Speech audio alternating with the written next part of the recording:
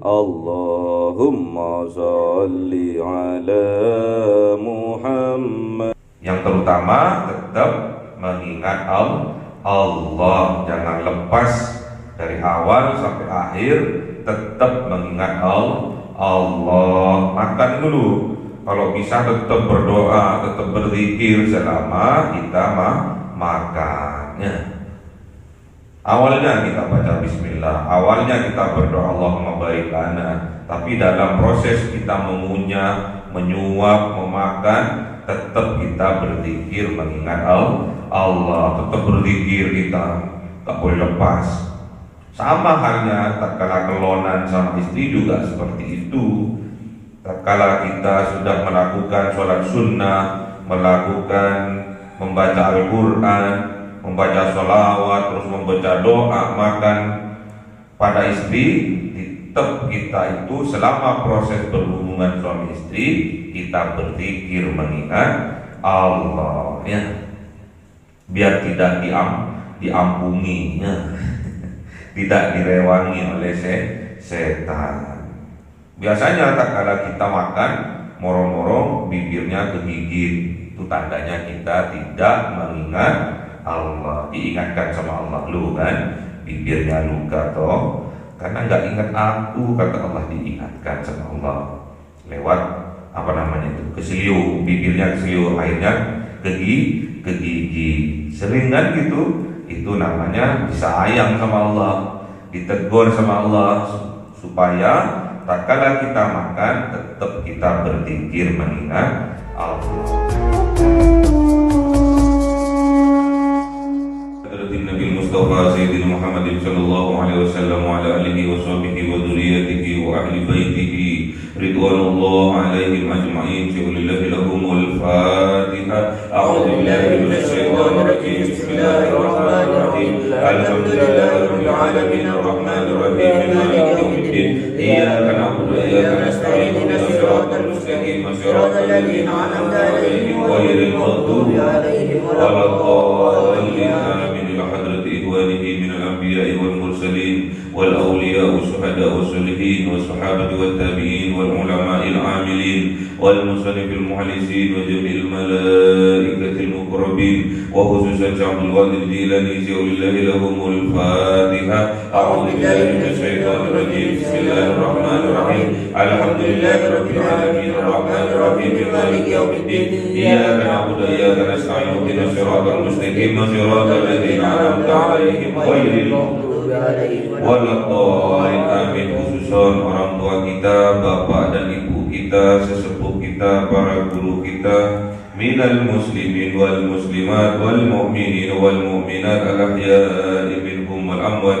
Syaulillahi lahumul Fatihah. A'udzu billahi minasy syaithanir rajim. Bismillahirrahmanirrahim. Alhamdulillahi rabbil alamin arrahmanir rahim maliki yaumiddin. Iyyaka na'budu wa iyyaka nasta'in ihdinas siratal mustaqim siratal ladzina an'amta 'alaihim ghairil maghdubi 'alaihim waladdallin. Amin. Bismillahirrahmanirrahim. Alhamdulillahi rabbil alamin wassalatu wassalamu ala sayyidina Muhammadin nabiyil ummi wa ala alihi wa sahbihi ajma'in. Rabbi zidna ilma wa wasi' fi rizqi wa barik bima razaqtana waj'alna mahbuban fi qulubi ibadika wa 'azizan bi 'uyunihim waj'al wajhahu fid dunya wal akhirati wa minal muqarrabin katsiran nawali ya hasanan fi 'alihi ya qa'iman bil azwali mawdi'a bil mithal wa lakal hamdul minnatu wa syukrun ala kulli halin.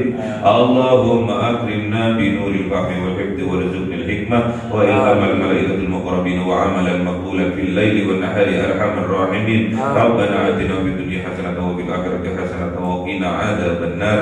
Subhana rabbika rabbil izzati amma yasifun wa salamun alal mursalin walhamdulillahi rabbil alamin. Bisirril Fatihah. A'udzu billahi minasy syaithanir rajim. Bismillahirrahmanirrahim. Alhamdulillahi rabbil alamin arrahmanir rahim maliki yaumiddin. Iyyaka na'budu wa iyyaka nasta'in ihdinas siratal mustaqim siratal ladzina an'amta 'alaihim ghairil maghdubi 'alaihim waladdallin. Amin. Allahumma shalli Muhammad ya Rabbi salli alaihi. Allahumma salli ala Muhammad ya Rabbi salli wa sallim.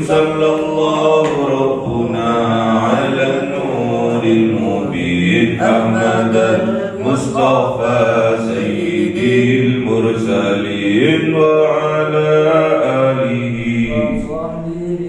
أجمعين والحمد لله رب العالمين.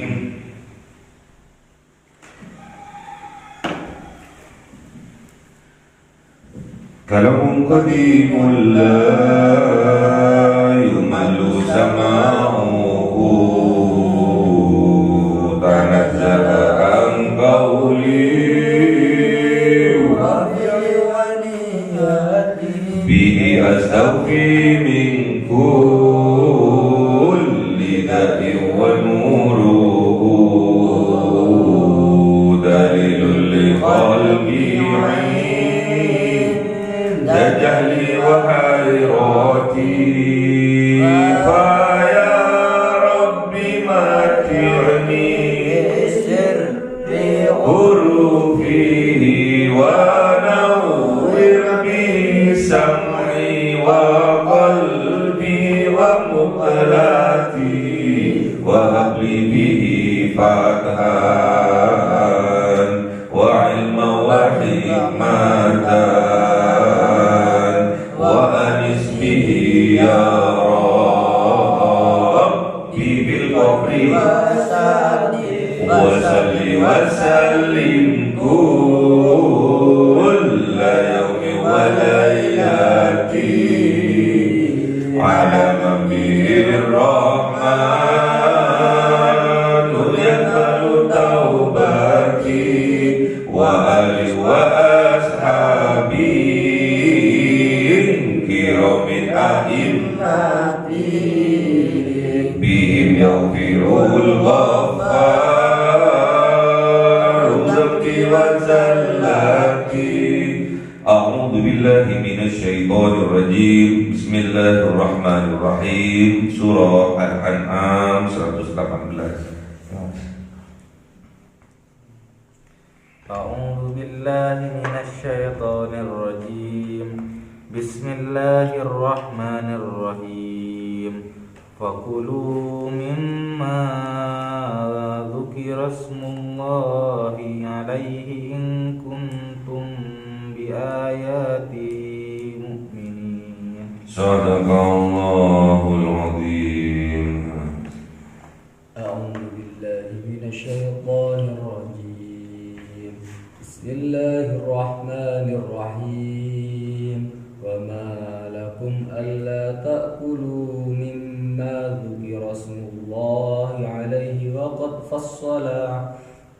فصل لكم ما حرم عليكم إلا ما اضطررتم إليه. صدق الله العظيم. بسم الله الرحمن الرحيم.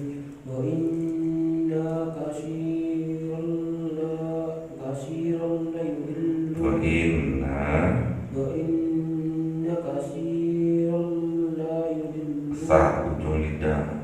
وإن كثيرا لا يضلون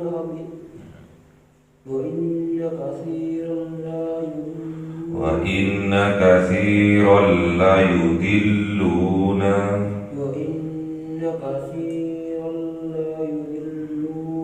بأهوائهم بغير علم إن ربك هو أعلم بالمهتدين. Inna rabbaka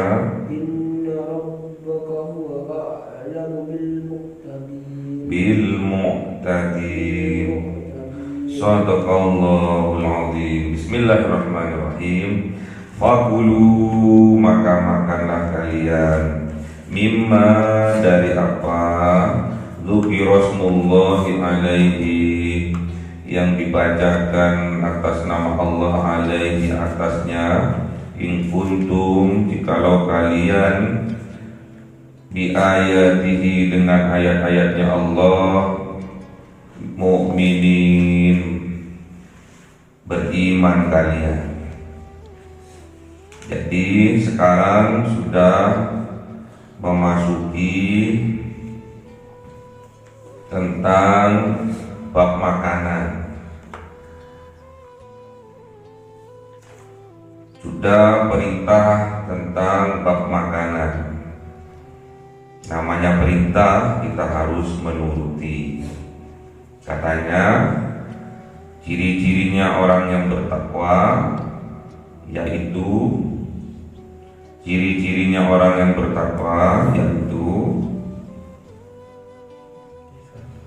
imtithalu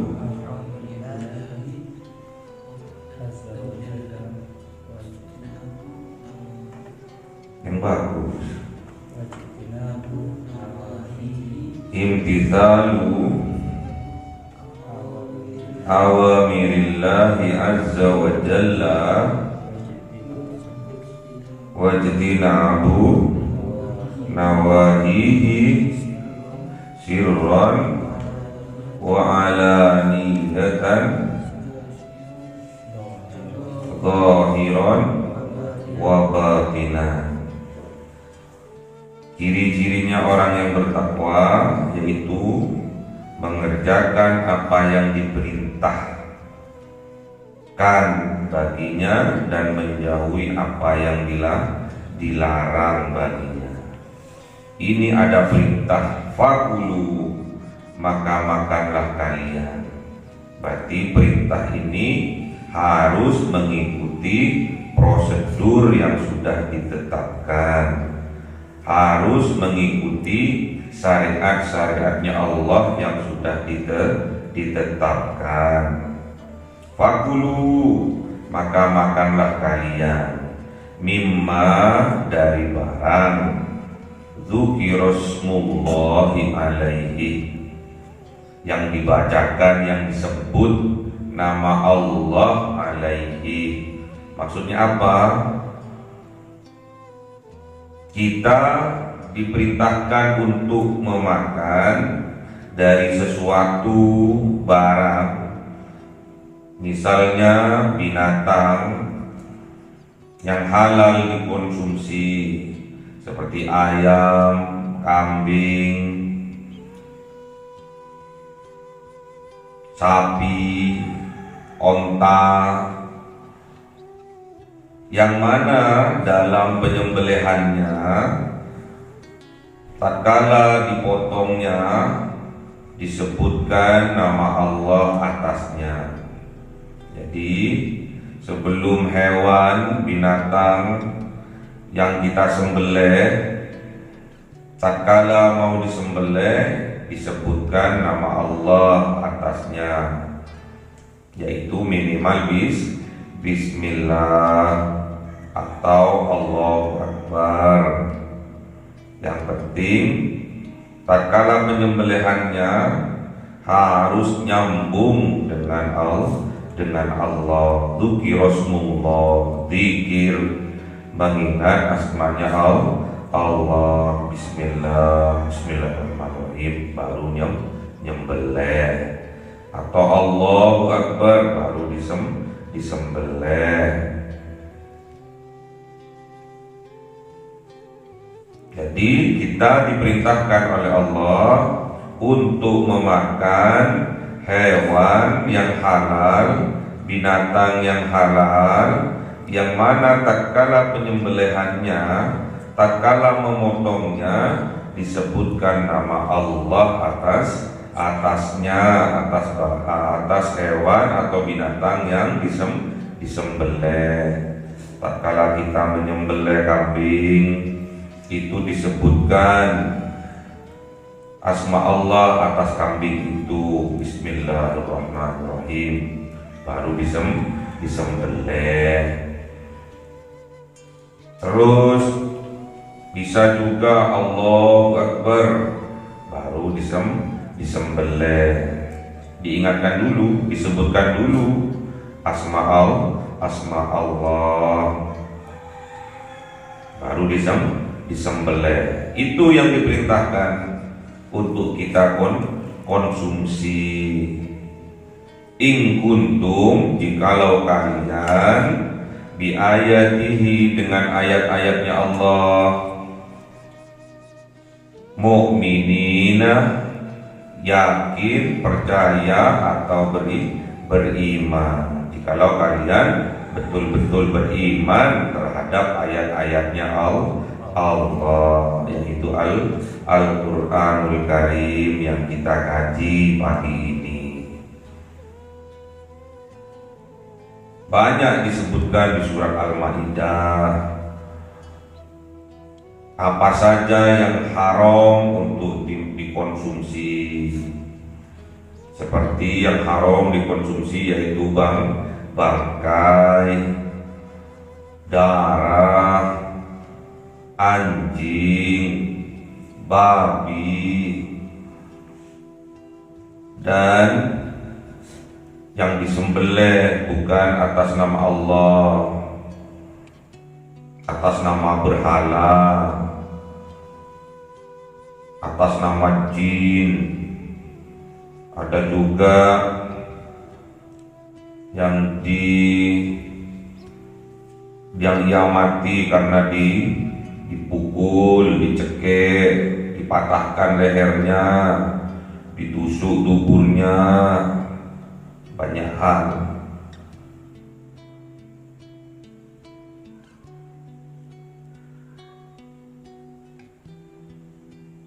Jadi syaratnya tatkala kita menyembelih atau memotong hewan yang halal kita konsumsi, itu syaratnya kita harus berzikir atau menyebut nama Allah. Kalau memang sudah haram seperti anjing, seperti babi, walaupun disebut nama Allah tetap haram. Hanya penting baca bismillah. Kita motong khinzir, kita motong babi, kita motong anjing, kita bismillah wis. Tetap haram, sudah jelas mana yang diharamkan oleh Allah. Wa qad fassala lakum, memang. Wa ma lakum, dan mengapa kalian Allah ta'kulu, tidak memakan kalian mimma dzukira smullahi alaihi, dari apa yang disebut nama Allah atasnya. Kenapa wahai orang yang beriman? Kenapa kalian kok tidak memakan dari hewan atau binatang yang disembelih atas nama Allah? Kenapa kok nggak mau makan? Jadi pada saat itu ada para sahabat yang masih bingung tentang syariat-syariatnya Allah. Jadi ada yang tidak mau makan daging kambing, tidak mau makan daging sapi, onta, ada yang seperti itu. Jadi masih dalam keadaan bingung mereka, ingin mendekatkan diri kepada Allah tanpa mengkonsumsi daging, tanpa mengkonsumsi hewan yang bernafas.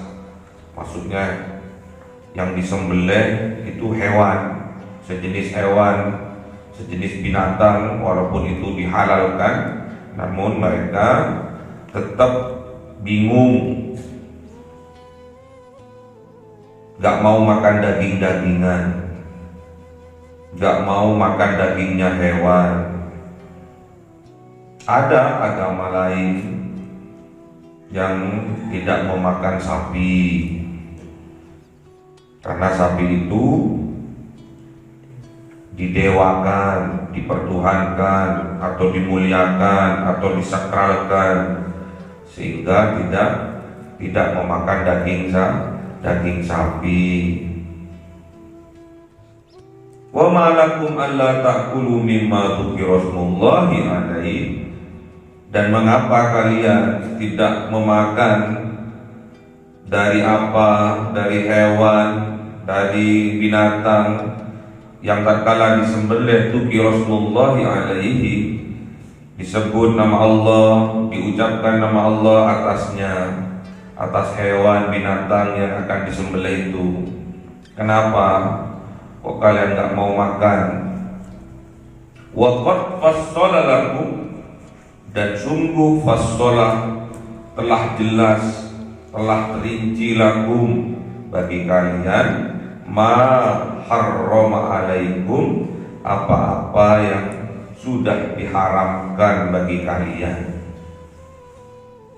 Jadi kalau sudah jelas apa yang diharamkan, yang disebutkan tadi, makan daging babi haram, makan daging anjing haram, makan daging apa lagi yang haram?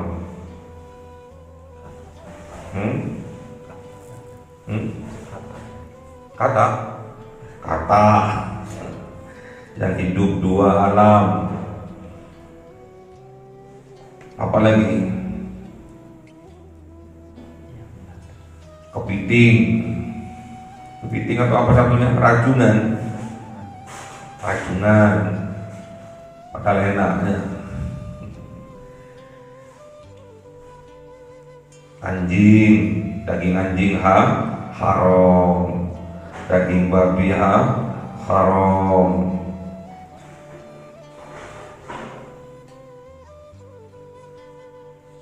Itu yang diharamkan sesuai dengan jenis atau sifatnya haram. Memang sifatnya dagingnya itu haram.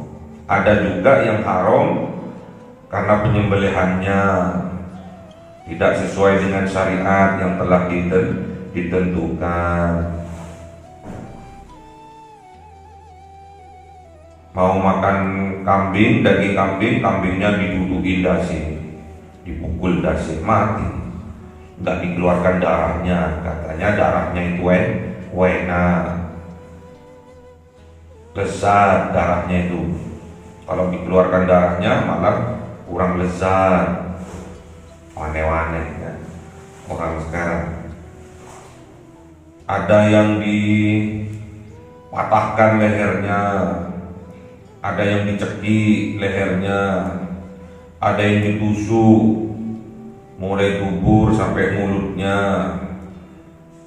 Banyak hal untuk mematikan hewan untuk dikonsumsi dengan cara-cara yang tidak syar'i, yang menyebabkan walaupun itu sifatnya halal kambing, namun kalau kambing itu dituduhin dasi sampai mati, itu nantinya akan mengharamkan daging itu. Sapi ada yang dituduhin dasi, coba lihat di YouTube. Ada alat kayak pistol itu, dipistulkan ke dasi, mati, kejar.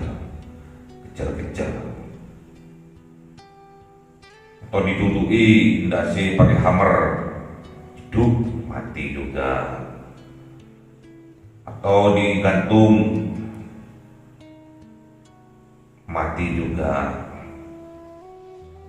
Dengan cara-cara yang diharamkan, yang mengakibatkan nantinya yang semulanya daging kambing itu halal, daging sapi itu halal, daging unta itu halal, nantinya akan berubah menjadi haram karena penyembelihannya, pembunuhannya tidak sesuai dengan syar'i yang telah ditetapkan. Jadi dianggap bangkai, hewan yang halal itu dianggap bangkai, jadi haram untuk dikonsumsi apabila pemotongannya tidak sesuai yang bisa disyariatkan oleh agama. Jadi syaratnya kalau kita memotong hewan itu 3 hal harus terputus. 2 hal yaitu jalurnya nafas, keluar ke dalamnya nafas itu harus terputus. Yang ketiga, kerongkongan, maksudnya pakannya itu juga harus terputus dengan sempurna. Jadi ada 3 urat yang harus terputus. Urat nafas kanan kiri itu harus terputus, dan kerongkongan juga harus terputus. Itu syaratnya. Dan cara penyembelihannya juga diajarkan di dalam Islam, jangan sampai sebelum ketiga-tiganya terputus, pisau yang dibuat untuk menyembelih diangkat dari leher. Kalau sudah diangkat ternyata masih belum sempurna, ada yang belum putus jalur nafasnya misalkan, itu sudah menjadi bangkai. Kalau bangkai haram untuk dikonsumsi, kecuali 2 bangkai yang dihalalkan untuk dikonsumsi. Uhillat lakum maitatani, dihalalkan bagi kalian 2 bangkai. Fa ammal maitatani, maka kedua bangkai itu fal hudu wal juradu.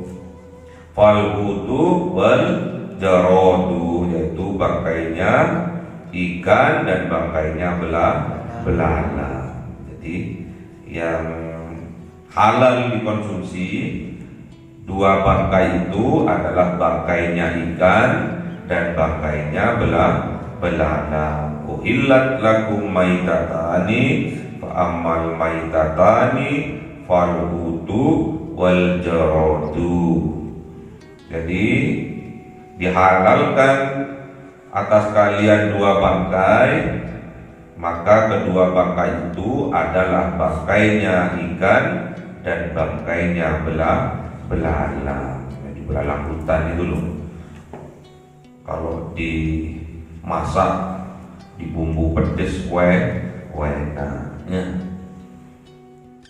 Ikan pindang, ikan tongkol yang dijual di pasar sudah mati jadi bangkai, namun itu halal untuk dikonsumsi. Jadi ada berapa bangkai yang halal dikonsumsi? Yaitu ada 2. Yang pertama bangkai ikan, yang kedua bangkai belalang.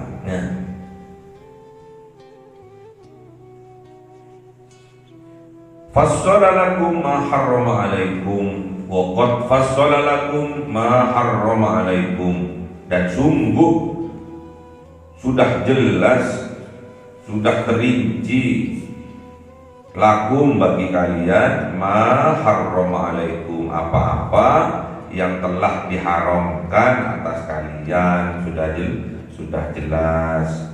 Illa ma turirtum ilaihi, illa kecuali apa yang membuat terpaksa kalian ilaihi atasnya, membuat darurat kalian atasnya. Misalkan latihan perang di dalam hutan, tidak ada yang akan dimakan. Di situ ada ular, dibunuh ularnya, dimakan.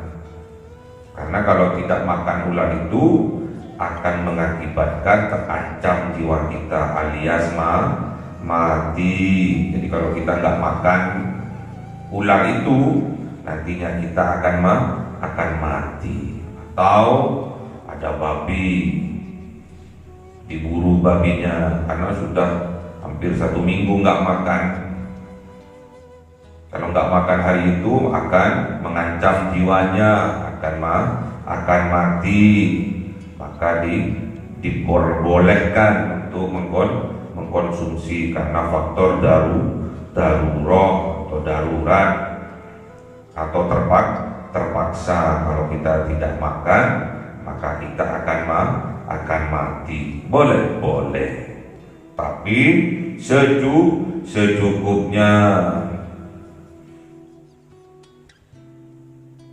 Karena ada babi terus diburu, dimakan dagingnya sampai kekenyangan, itu tetap nggak boleh. Sekedar untuk menyambung hidup, bukan keterusannya.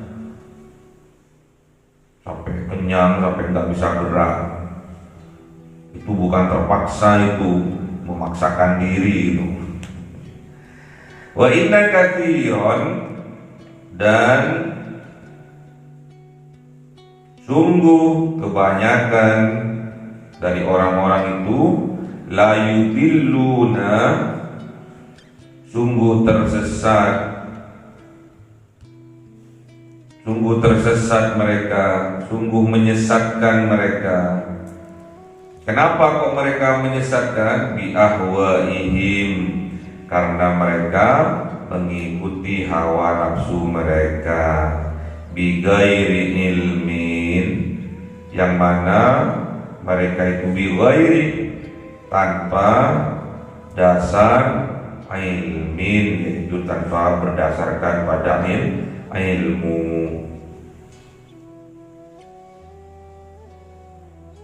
Ini loh, minum homer walaupun hanya 1 sendok saja buat obat, buat tombo. Darurat tidak? Tidak. Kalau nggak darurat, nggak mengancam jiwa, tetap haram, nggak apa-apa walaupun titik. Padahal mereka yang bilang seperti itu bi ahwaihim, mengikuti hawa nafsu mereka.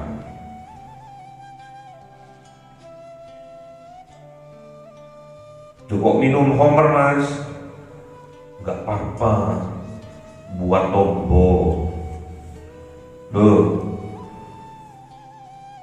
Kok minum darahnya ular kobra mas, nggak apa-apa, buat jamu.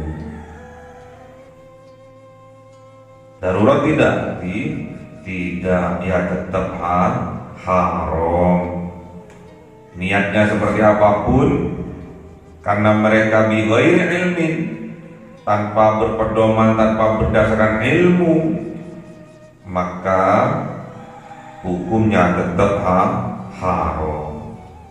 Karena mengikuti hawa nafsunya saja, mengikuti budaya setempat, mengikuti kebiasaan dari teman-temannya, karena sering minum homer walaupun hanya sedikit, gak apa-apa katanya. Itu bi ghairi ilmin, tanpa berdasarkan ilmu, tetap haram. Walaupun hanya seteguk, apalagi seteguk, setetes, tetap haram.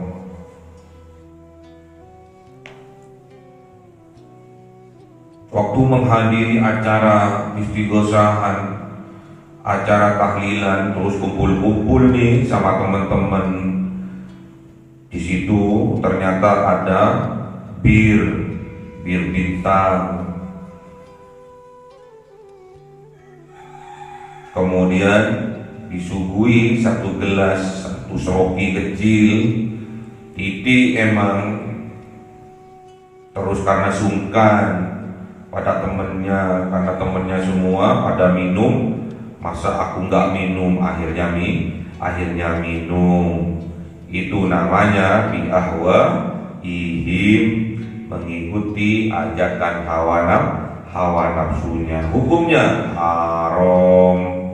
Kalau barang haram masuk seteguk ke dalam tubuh kita, masuk sesuap dalam tubuh kita, maka 40 hari 40 malam ibadahnya tertolak, sholatnya tertolak, zikirnya tertolak, ibadah apapun tertolak, karena kemasukan 1 suap, 1 tetes barang yang diharamkan. Ya. 1 seroki walaupun kecil kayak gelasnya tatkala kita ziarah umroh haji dulu, air zam-zam kan ada, gelasnya kecil, itu namanya 1 seloki, satu jiklikan itu loh. Itu mengakibatkan 40 hari 40 malam ibadahnya tertolak.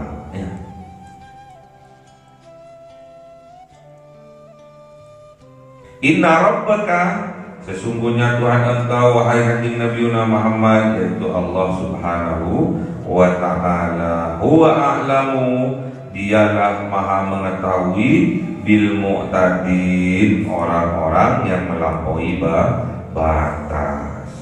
Allah itu enggak suka kepada orang-orang yang melampaui batas. Siapapun itu yang menyesatkan, walaupun dipandang orang yang punya ilmu sekalipun, kalau menyesatkan jangan kita ikuti. Gak popo buat tombo, ono dalile kok, ono dalile kok. Maka minum homer walaupun hanya satu sloki gak popo, niatkan buat tombo. Darurat tidak? Tidak. Yang dikatakan darurat itu tatkala sudah mengancam jiwa, tatkala sudah mengancam kehidupan kita. Kalau kita tidak makan menyebabkan kita mati, itu namanya darurat. Illa maturirtum ilaihi, terpaksa kalau nggak makan kita mati.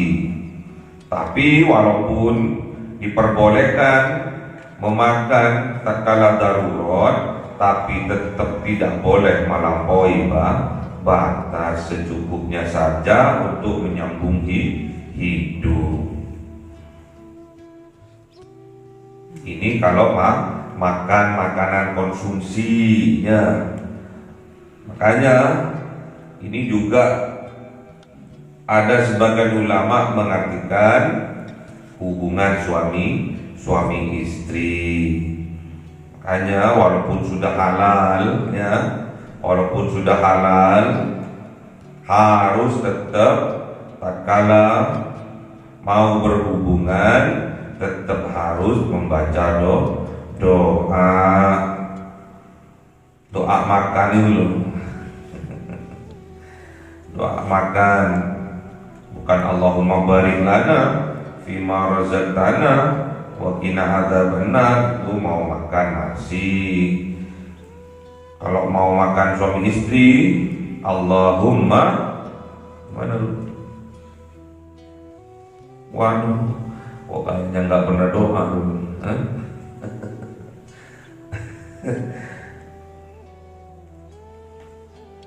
Doa untuk makan istrinya, Allahumma, nggak pernah berdoa Bismillahirrahmanirrahim tok berarti,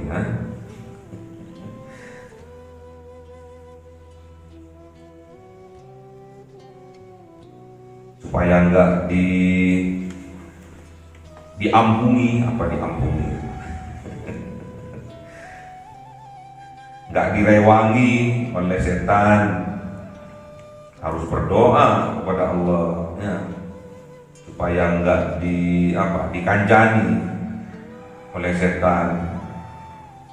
Kalau nggak berdoa nanti diampuni, direwangi oleh setan. Rela tak direwangi oleh setan? Nggak rela ya. Makanya harus berdoa sebelum berhubungan suami istri. Walaupun sudah halal, tetap harus berdoa ya. Harus berdoa supaya tidak direwangi setan. Rezeki, iya rezeki. Makanan rezeki, istri juga rezeki. Namun tetap harus berdoa. Yang diajarkan oleh Rasulullah sebelum berhubungan suami istri, terlebih dahulu ambil wudu, kemudian sholat sunnah mutlak, kemudian bersolawat, kemudian membaca ayat-ayat Al-Quran, walaupun hanya An-Nas, walaupun hanya Al-Ikhlas, walaupun hanya Kahfi, kelamaan ya, baca-baca ayat Al-Quran. A'udzu birabbin nas, satu ayat cukup, yang penting syarat sholat sunnah, kemudian baca Al-Quran, baca sholawat, terus baca doa.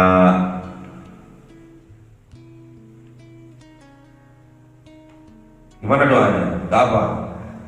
Bismillahirrahmanirrahim ya. Diampuni sama setan.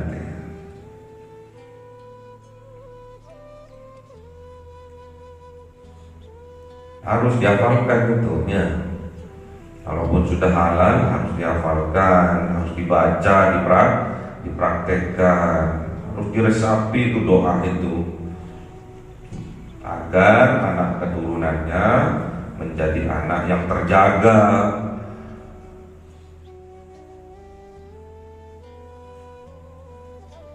dari bisikan setan. Anaknya nanti menjadi anak yang soleha. Cara buatnya harus yang jos, yang sesuai dengan syariat. Fakulu, maka makanlah, mimma dzukira rasulullahi alaihi. Jadi udah perintahnya suruh memakan, tapi sebelum makan harus berzikir, menyebut nama Allah, berdoa sebelum makan. Kalau mau makan nasi, doanya Allahumma barik lana fima razaqtana wa qina adzabannar. Kalau mau makan istri beda, ini khusus 20 tahun ke atasnya yang sudah punya istri. Jadi beda doanya. Tatkala makan istri sama makan nasi beda. Yang terutama tetap mengingat Allah, jangan lepas dari awal sampai akhir, tetap mengingat Allah. Makan dulu, kalau bisa tetap berdoa, tetap berzikir selama kita makannya.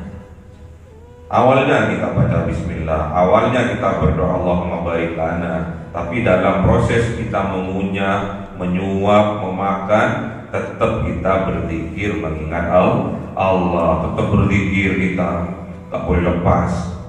Sama halnya tatkala kelonan sama istri juga seperti itu. Tatkala kita sudah melakukan sholat sunnah, membaca Al-Quran, membaca sholawat, terus membaca doa, makan pada istri, tetap kita itu selama proses berhubungan suami istri kita berzikir mengingat Allah ya, biar tidak diampuni ya. Tidak direwangi oleh setan.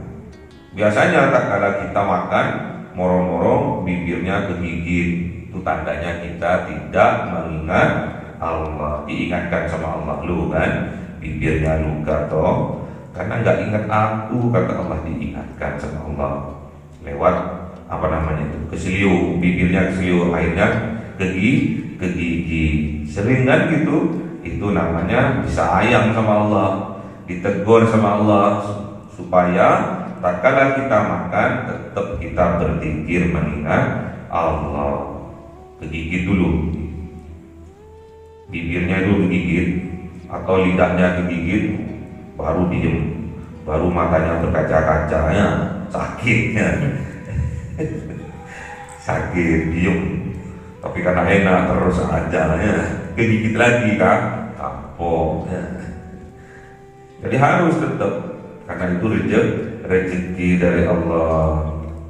Di balik rezeki itu ada fadilah yang Allah berikan, ada keberkahan yang Allah berikan.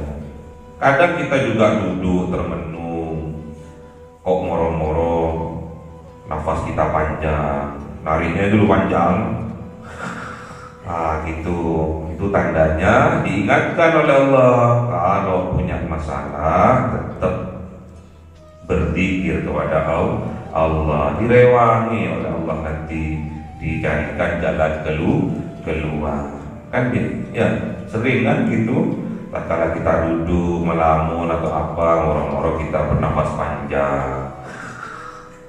Itu tandanya kita diperintahkan oleh Allah untuk berzikir, diingatkan oleh Allah bahwa awakmu masih hidup. Kalau masih hidup, masih direwangi oleh Allah, masih disambungi oleh Allah. Karena kita harus ingat, harus kita garis bawahi, kita hidup ini karena sedang dihidupi oleh Zat yang Maha Hidup, yaitu Allah. Berarti kalau kita ada masalah, ya jangan putus dari mengingat Allah, tetap nyambung. Karena Allah cinta pada kita, karena Allah sayang pada kita. Tatkala kita termenung, Allah menjadikan nafas kita panjang. Itu menghela nafas panjang itu sebetulnya bentuk teguran dari Allah, bentuk Allah mengingatkan kita, awakmu punya masalah, tetaplah berzikir mengingat Allah. Hanya dengan berzikir mengingat Allah lah maka hati kita menjadi tenang. Ala bizikrillahi tatmainnul qulub. Kalau sudah tenang, nanti cara berpikirannya enaknya, cara berpikirannya buntrong katanya orang Inggrisnya. Ada petunjuk dari Allah, ada jalan keluar dari Allah. Kalau kita nyambung berzikir kepada Allah, syukur kita masih ditegur, diingatkan oleh Allah dengan nafas yang panjangnya. Syukur kita diingatkan oleh Allah tatkala makan, kita kegigit bibirnya, ya. Tatkala tergigit baru nyebut Allah. Akhirnya jadi apa? Kalau udah luka itu sari wawan, ya. Sariawan. Tatkala makan tak enak, kesentuh sakit. Ada juga sakit giginya berlubang, ya. Itu pengingat itu dari Allah, ya. Diingatkan oleh Allah itu. Jadi habis makan harus sikat gigi, langsung tidur. Sebelum tidur harus sikat gigi dulu. Katanya ikut sunnah, katanya ikut kanjeng Nabi. Kanjeng Nabi sebelum tidur sikat gigi, bersiwak terlebih dahulu, kemudian berwudu, kemudian sholat witir, kemudian introspeksi diri, beristighfar, berzikir, kemudian baca doa sebelum tidur. Enak sebenarnya, tenang tidurnya, sakinah lailuhu, ya, sakinah malamnya, ya. Tenang, anteng 1 jam saja, asalkan sudah frekuensinya sudah sampai delta, itu namanya tidurnya nyenyak, ketimbang tidurnya 8 jam 10 jam tapi nggak nyenyak tidurnya, itu stres namanya, ya. Stresnya. Kalau ingin awet muda, tidurnya itu jam 9, ya. Kalau ingin dicerdaskan otaknya oleh Allah, tidurnya itu jam 10, ya. Kalau tidurnya jam 11 itu membuat bebal, ya. Apalagi tidurnya jam 1, waduh penyakitnya pada datang, ya. Tidur tuh yang normal-normal saja, ya. Waktunya tidur jam 9, jam 10, nanti jam 2 bangun. Latih mulai dari sekarang, ya. Biar sehat, badannya sehat, raganya sehat. Di dalam raga yang sehat terdapat jiwa yang kuatnya. Biar nggak loyo nanti kalau sudah umur 40 ke atas sakit-sakitan.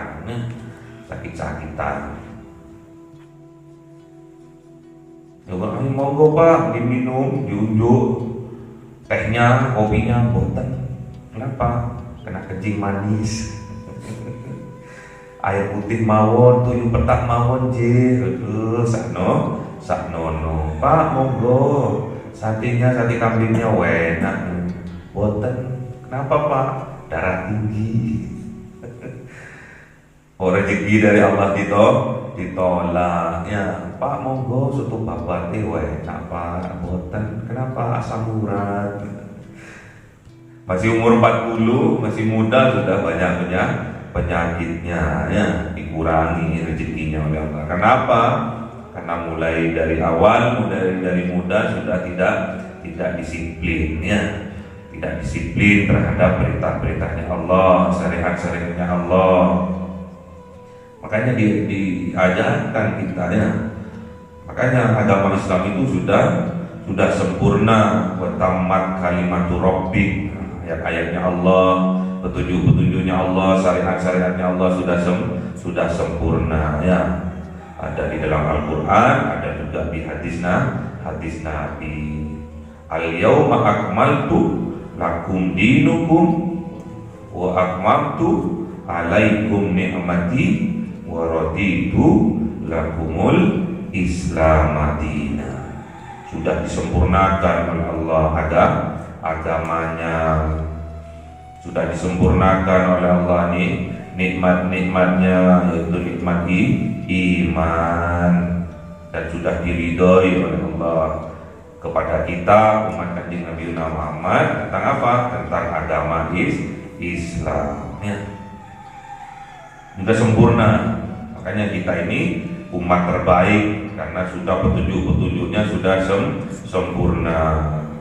Kenapa kita kok juga termasuk umat terbaik, dikategorikan umat terbaik? Karena kita imannya juga harusnya sudah sempurna. Kita melakukan apapun, melakukan perintahnya Allah, menjauhi larangannya Allah, semua dilandaskan pada kesempurnaan iman. Itu yang dinamakan khairu ummah. Kuntum khairu ummah ukhrijat linnas ta'muruna bil ma'ruf wa tanhauna 'anil munkar wa tu'minu billah. Jadi semua didasarkan pada kesempurnaan keimanan kepada Allah. Semoga di awal bulan Rajab ini kita disempurnakan keimanannya oleh Allah Subhanahu wa taala, ditingkatkan keimanan kita sehingga keimanan kita menjadi sempurna, kemudian juga ditingkatkan ketakwaan kita oleh Allah Subhanahu wa taala sehingga kita tatkala menjalankan apa yang diperintahkan oleh Allah, menjauhi apa yang dilarang oleh Allah, kapanpun, dimanapun, di waktu yang sepi, di waktu yang rame, kita bisa menjalankan ketakwaan ini secara zahir dan batin. Allahumma arhamna bil Qur'an waj'alhu lana imama wa nura wa huda wa rahmah. Allahumma dzakkirna minhu ma nasina wa 'allimna minhu ma jahilna warzuqna tilawatahu ana al-laili wa atrafan nahar waj'alhu lana hujjatan ya rabbal alamin. Cahaya 1000 bulan yang dimasukkan oleh malaikat ke dalam hati seorang hamba pilihan atas perintah Tuhannya memancar dengan dahsyat penuh cinta, menembus relung-relung jiwa yang gelap penuh nista, berubah menjadi terang penuh kasih sayang. Itulah Lailatul Qadar.